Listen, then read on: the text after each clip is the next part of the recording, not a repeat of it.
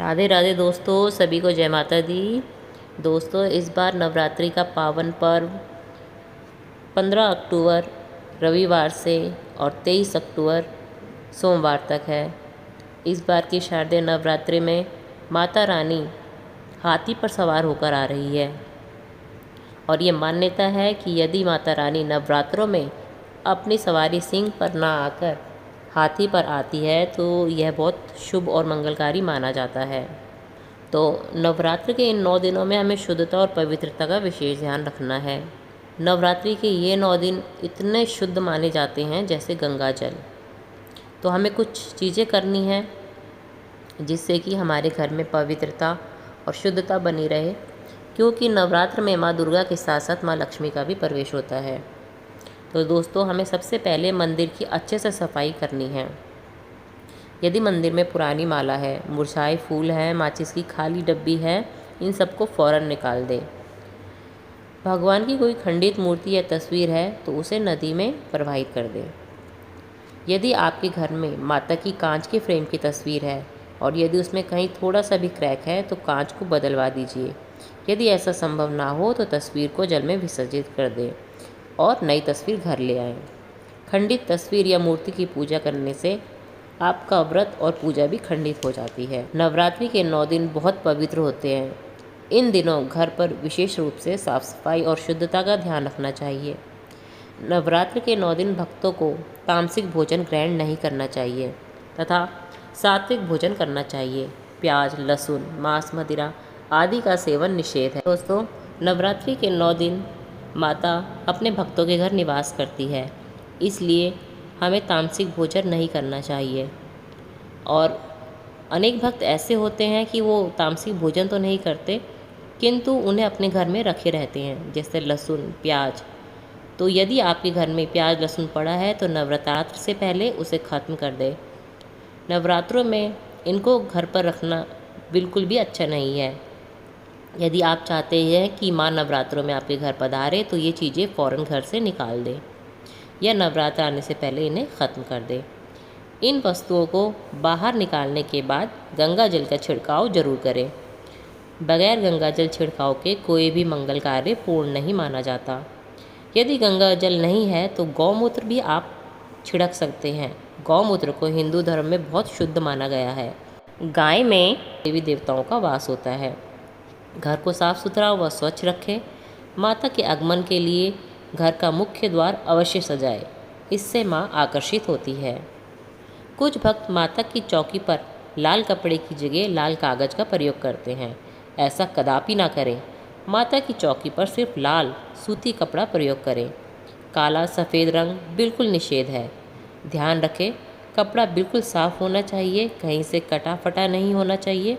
और यदि आपके घर में कोई खंडित मूर्ति या भगवान का कोई फटा हुआ चित्र है तो उसे फ़ौरन जल में विसर्जित कर दें। अधिकतर लोग अपनी घरों की छत पर या मुख्य द्वार पर कूड़ा कबाड़ा इकट्ठा किए रहते हैं। ऐसा करना अशुभ माना जाता है। यदि आपने भी अपनी छत या घर के मुख्य द्वार पर खास तौर पे उत्तर दिशा में यदि कूड़ा इकट्ठा कर रखा है तो उसे फ़ौरन फेंक दें। घड़ी को प्रगति का प्रतीक माना जाता है।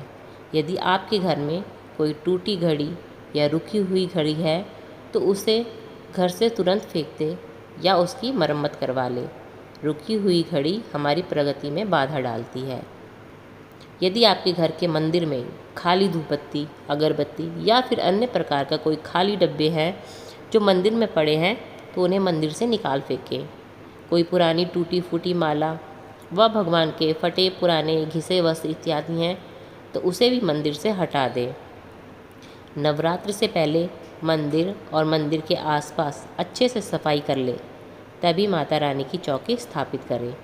माता रानी के साथ साथ पूजा में कौड़ियों को भी स्थान दें व उनकी भी पूजा करें। नवरात्र में माँ दुर्गा के साथ माँ लक्ष्मी भी प्रवेश करती है, इसलिए अपनी तिजोरी की भी साफ सफाई करें और उसे धूप दीप दिखाएं। पुराने जूते चप्पल जिनका आप प्रयोग नहीं कर रहे हैं, जो बहुत समय से ऐसे पड़े हैं या फटे हैं, उनको भी घर से बाहर निकाल फेंकें। पुराने और फटे जूते चप्पल की वजह से नकारात्मक ऊर्जा आती है। यदि घर में टूटे फूटे बर्तन या फटे पुराने कपड़े हैं तो उन्हें भी नवरात्र से पहले घर से बाहर निकाल दें। टूटे फूटे ईंट पत्थर वो भी नहीं रखने चाहिए। अब हम बताएंगे नवरात्र में क्या खाएं और क्या ना खाएं। यदि आप व्रतधारी हैं तो आपको केला, सेब, तरबूज, मीठे अंगूर खाने चाहिए। इन फलों से व्रत रखने वाले को शक्ति मिलती है। नवरात्र में सीताफल जरूर खाएं। नवरात्र में सीताफल घर लाना बहुत शुभ माना जाता है क्योंकि इसमें माता सीता का आशीर्वाद होता है। नवरात्र के 9 दिन माता के 9 अलग अलग स्वरूपों की पूजा की जाती है। नवरात्र के 9 दिन माँ को अलग अलग स्वरूप के हिसाब से भोग लगाया जाता है। लेकिन कुछ ऐसी चीज़ें भी हैं जिन्हें नवरात्रि के दौरान भूलकर भी माता को अर्पित नहीं करना चाहिए। इन वस्तुओं को गलती से भी माँ को अर्पित ना करें। इसलिए आपको यह जानना अति आवश्यक है कि किन किन वस्तुओं को माँ को नहीं चढ़ाना चाहिए। नंबर 1, यदि आप शादीशुदा हैं तो सफ़ेद कपड़े और काले कपड़े पहनकर कभी पूजा ना करें। नंबर 2, माता की चौकी पर हमेशा लाल वस्त्र बिछाएं। कागज़ को भूलकर भी ना बिछाएं। नंबर 3, नवरात्र के 9 दिन व्रतधारी को अपना आसन चौकी के सामने ही लगाना चाहिए। याद रहे, नवरात्रि के दौरान मंदिर को अकेला नहीं छोड़ना चाहिए, इससे माता नाराज होती है। हिंदू धर्म में नारियल को सुख समृद्धि में वृद्धि करने वाला माना जाता है। नारियल का हर मांगलिक कार्य में विशेष महत्व होता है। माता रानी के कई मंदिरों में नारियल से बलि भी दी जाती है और माता रानी के नवरात्रों में कलश स्थापना में नारियल का उपयोग किया जाता है। माता रानी के पूजन में पानी वाला जो जटा वाला नारियल होता है वो ही प्रयोग में लाए। नारियल चटका हुआ नहीं होना चाहिए। कलश स्थापना करते समय नारियल को लिटाकर रखना चाहिए, कभी भी खड़े करके नहीं रखना चाहिए और जिस तरफ से नारियल पेड़ से लटका होता है वो साइड अपनी तरफ रखनी चाहिए। घट स्थापना से पहले नारियल में लाल कपड़ा या लाल चुन्नी को लपेट लो और ध्यान रहे कभी भी नारियल को स्त्रियां ना तोड़ें क्योंकि नारियल बीज रूप होता है और स्त्रियां बीज रूप से ही बच्चे को जन्म देती है, इसलिए महिलाओं को नारियल नहीं तोड़ना चाहिए। पूजन नवरात्र में माता रानी का व्रत और पूजन किया जाता है। माना जाता है माता रानी व्रत और पूजन से इतना प्रसन्न नहीं होती जितना कन्या पूजन से होती है। नवरात्र में छोटी छोटी कन्याओं को भोग लगाया जाता है, उनसे आशीर्वाद प्राप्त किया जाता है। कन्याओं को प्रसन्न करने के लिए उन्हें उपहार दिया जाता है। यदि कन्याओं ने खुशी खुशी भेंट स्वीकार कर ली तो समझो माता ने भेंट स्वीकार कर ली।